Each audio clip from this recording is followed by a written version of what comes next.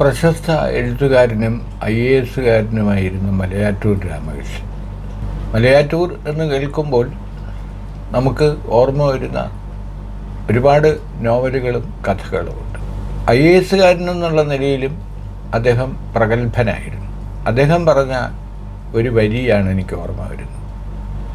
നമ്മുടെ സിവിൽ സർവീസിൽ 2 തസ്തികകളേ ഉള്ളൂ, ഒന്ന് ക്ലാർക്കും ഒന്ന് കളക്ടറും. അതിനു മുകളിലും അതിനിടയിലും ഉള്ള തസ്തികകളിൽ ഒരർത്ഥവുമില്ല. ശരിക്കും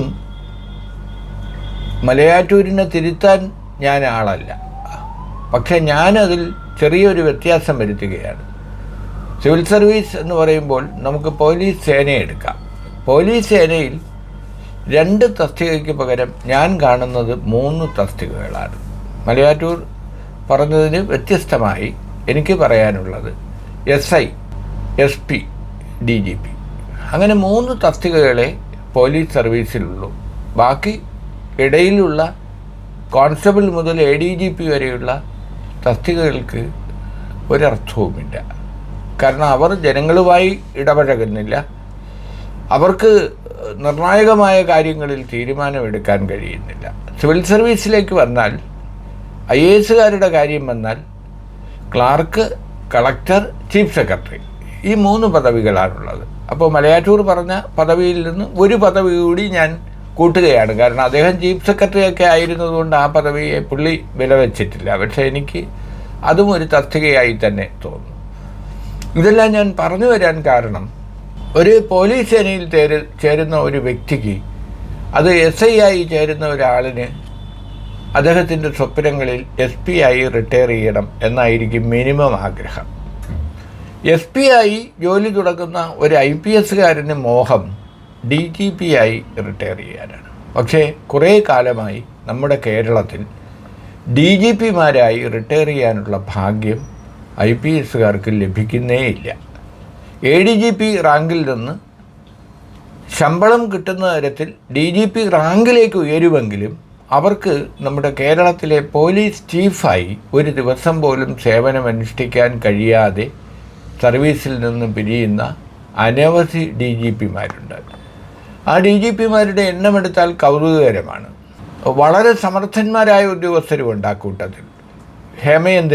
ഹേമേന്ദ്രൻ DGP ആയെങ്കിലും അദ്ദേഹത്തിന് കേരളത്തിലെ ലാൻഡ് ഓർഡർ DGP ആയി ഇരിക്കാൻ കഴിഞ്ഞില്ല.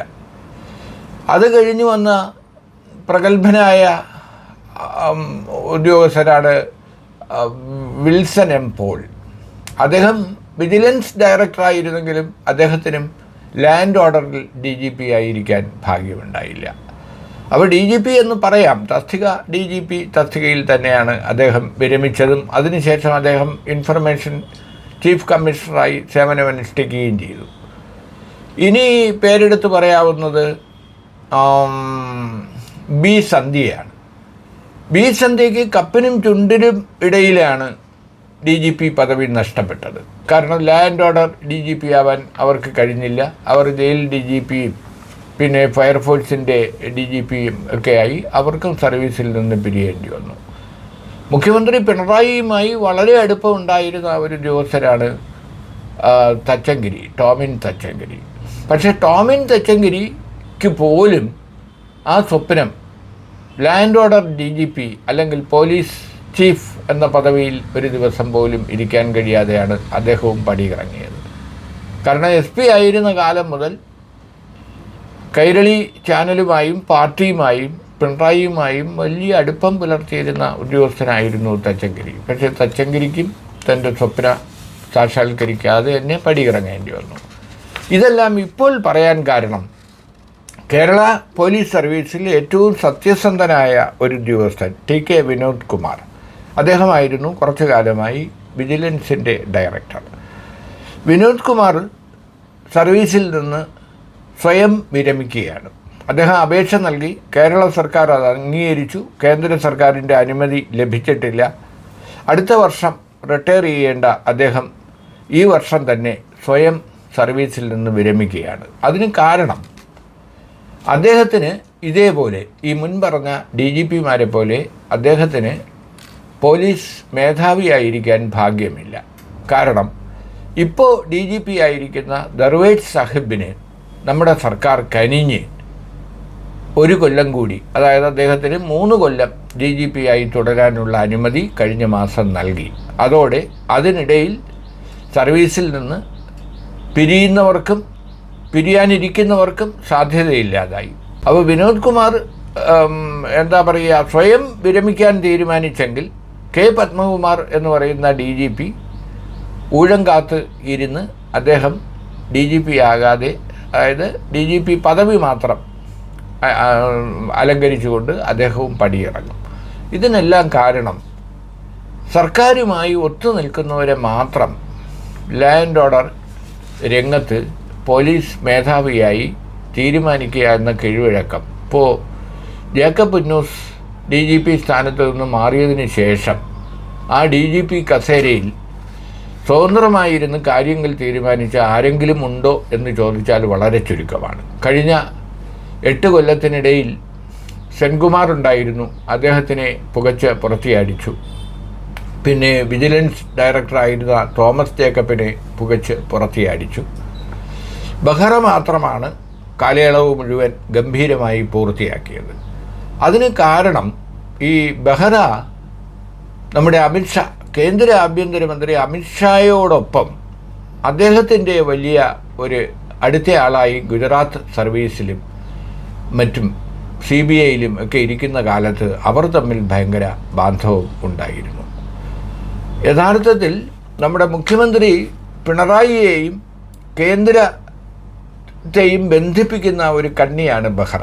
അതുകൊണ്ടാണ് പിരിഞ്ഞതിന് ശേഷം അദ്ദേഹത്തിന് അതിനേക്കാൾ വലിയ ശമ്പളം ലഭിക്കുന്ന കൊച്ചി മെട്രോയുടെ മാനേജിംഗ് ഡയറക്ടറായി അദ്ദേഹത്തെ നിയമിച്ചത്. ഒരർത്ഥത്തിൽ നമ്മുടെ കേരള പോലീസിനെ ഭരിക്കുന്നത് അദ്ദേഹം തന്നെയാണ്. അദ്ദേഹത്തിന് അനഭിമതരായ ആരും തന്നെ പോലീസ് ചീഫിൻ്റെ സ്ഥാനത്തേക്ക് വരില്ല. അത് സന്ധ്യയുടെ കാര്യത്തിലായാലും പത്മകുമാറിൻ്റെ കാര്യത്തിലായാലും ഇപ്പോൾ വിനോദ് കുമാറിൻ്റെ കാര്യത്തിലായാലും എല്ലാം തെളിഞ്ഞതാണ്. ഇതിനിടയിൽ അനിൽ കാന്ത് വന്നു. അനിൽ കാന്ത് അദ്ദേഹത്തിന് പ്രിയപ്പെട്ട ആളായിരുന്നു. അതുകൊണ്ട് അനിൽ കാന്ത് ഇതേപോലെ ഈ ദർവേഷ് സാഹിബിനെ പോലെ 3 കൊല്ലവും DGP ആയി ഇരുന്നു.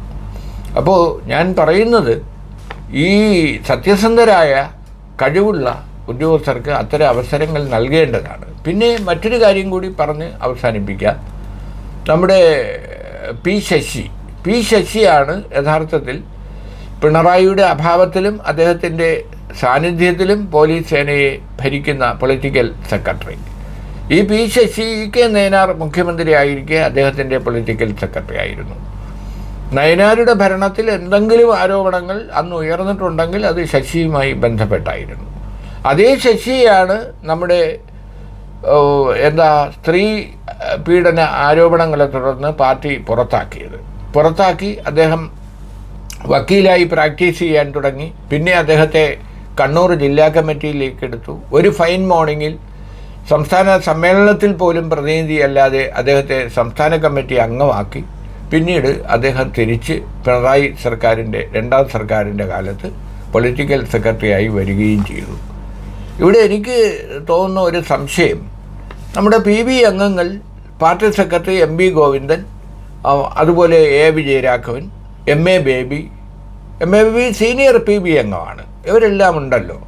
ഇവർക്ക് ആർക്കും തന്നെ ഇക്കാര്യങ്ങളിലൊന്നും ഒരു അഭിപ്രായവുമില്ലേ?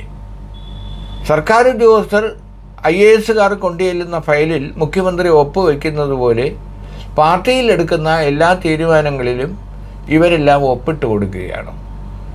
എല്ലാ കുറ്റങ്ങളും, തെരഞ്ഞെടുപ്പിൽ തോറ്റതിൻ്റെ ഉത്തരവാദിത്വം ഉൾപ്പെടെ എല്ലാ കുറ്റങ്ങളും പിണറായിയുടെ തലയിൽ കെട്ടിവെക്കുമ്പോൾ ഈ പറഞ്ഞ സീനിയർ നേതാക്കൾക്ക്, അവരുടെ താഴെയുള്ള നേതാക്കൾക്ക് ഇതിലൊന്നും ബന്ധമില്ല എന്ന് പറയുന്നത് ശരിക്കും ആർക്കും മനസ്സിലാവാത്ത കാര്യമാണ്. കാരണം ഒരു പാർട്ടിയെ സംബന്ധിച്ചിടത്തോളം, അതും CPM പോലുള്ള ഒരു കമ്മ്യൂണിസ്റ്റ് പാർട്ടിയെ സംബന്ധിച്ചിടത്തോളം, ഉൾപാർട്ടി ജനാധിപത്യവും താഴെ തട്ടിലുള്ള സഖാവിന് പോലും ഏത് ഉന്നത സഖാവിനെയും ചോദ്യം ചോദിക്കാനും തിരുത്ത് വേണമെന്ന് ആവശ്യപ്പെടാനും ഒക്കെ സ്വാതന്ത്ര്യമുള്ള ഒരു പാർട്ടിയാണ്. ആ പാർട്ടിയിലാണ് 15 കൊല്ലം പാർട്ടി സെക്രട്ടറി ആയിരുന്നപ്പോഴും 8 കൊല്ലം ഇപ്പോൾ മുഖ്യമന്ത്രി ആയിരിക്കുമ്പോഴും താൻ മാത്രമാണ് ഈ പാർട്ടിയുടെ അവസാന വാക്ക്, താൻ മാത്രമാണ് ശരി എന്ന മട്ടിൽ ഇദ്ദേഹം മുന്നോട്ട് പോകുന്നത്. ഇതെല്ലാം കണ്ട് എറാൻ മൂളാനും കൈയടിക്കാനും മാത്രമാണോ ഈ സംസ്ഥാന കമ്മിറ്റി അംഗങ്ങളും കേന്ദ്ര കമ്മിറ്റി അംഗങ്ങളും PBയും എന്ന് സംശയിച്ചാൽ തെറ്റില്ല. ഇതൊക്കെ ചോദ്യം ചെയ്തിരുന്ന ഒരാളുണ്ട്, VS അച്യുതാനന്ദൻ. അദ്ദേഹമാകട്ടെ ബോധം പോലും നഷ്ടപ്പെട്ട അവസ്ഥയിൽ ജീവിത സായാഹ്നത്തിലാണ്.